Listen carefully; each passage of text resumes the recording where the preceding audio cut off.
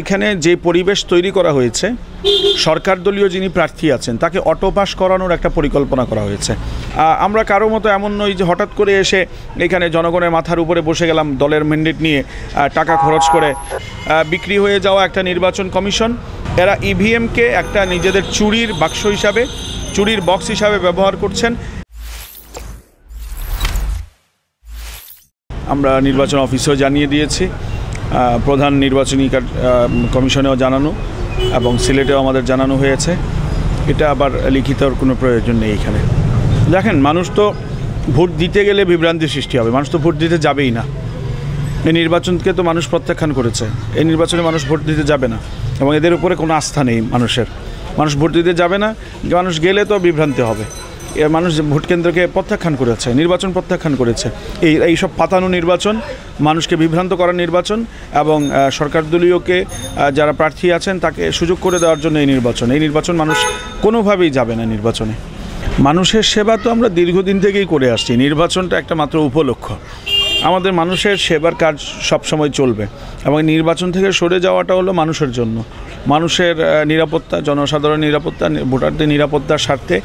এবং এই অবৈধ সরকার যারা কিনা অবৈধভাবে সরকারে আদিষ্ট হয়েছে, অবস্থান করছেন এবং মানুষকে বারবার মানুষের অধিকার হরণ করছেন, বারবার মানুষের অধিকার নিয়ে, ভোটাধিকার নিয়ে ছিনিমিনি খেলছেন, এদেরকে প্রত্যাখ্যান করা জনগণের গতকালকে বরিশাল এবং খুলনার সিটি নির্বাচন দেখার পর মানুষ একেবারে মন থেকে এদেরকে প্রত্যাখ্যান করেছে এবং তারই ধারাবাহিকতায় আমাদের এই নির্বাচন প্রত্যাখ্যান করা।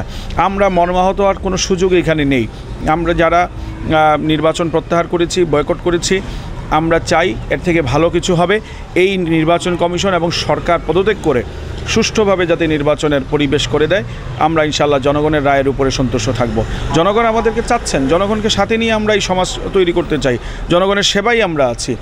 আমরা কারো মতো এমন নই যে হঠাৎ করে এসে এখানে জনগণের মাথার উপরে বসে গেলাম দলের ম্যান্ডেট নিয়ে, টাকা খরচ করে মানুষের মাথার উপরে বসে মানুষকে যা ইচ্ছা তেমন ব্যবহার শুরু করে দিলাম, খারাপ আচরণ শুরু করে দিলাম, মানুষের সাথে যেমন ইচ্ছা তেমন কথাবার্তা, মানুষের সম্পর্কে খারাপ মন্তব্য করা। এই ধরনের ব্যক্তি চরিত্র যাদের, তারা তো কখনো, তারা হয়তো বা নির্বাচন থেকে প্রত্যাহার করলে মর্মাহত হতে পারেন, কিন্তু আমরা তো জনগণের সেবক। নির্বাচন থাকলেও জনগণের সেবা করব, নির্বাচন না থাকলেও জনগণের সেবা করব। সব সময় মানুষের জন্য আছি, মানুষের জন্য নিজেকে উজাড় করে দিয়েছি। আমি গতকালকে থেকে আমার বাসায় প্রচুর মানুষ এসেছেন। আজকে আমি বিভিন্ন জায়গায় অনেকের সাথে দেখা করছি, রাস্তাঘাটে মানুষের সাথে কথা বলছি। মানুষ মর্মাহত হয়েছেন এবং মানুষ চাচ্ছেন যে আমরা যাতে নির্বাচনে থাকি।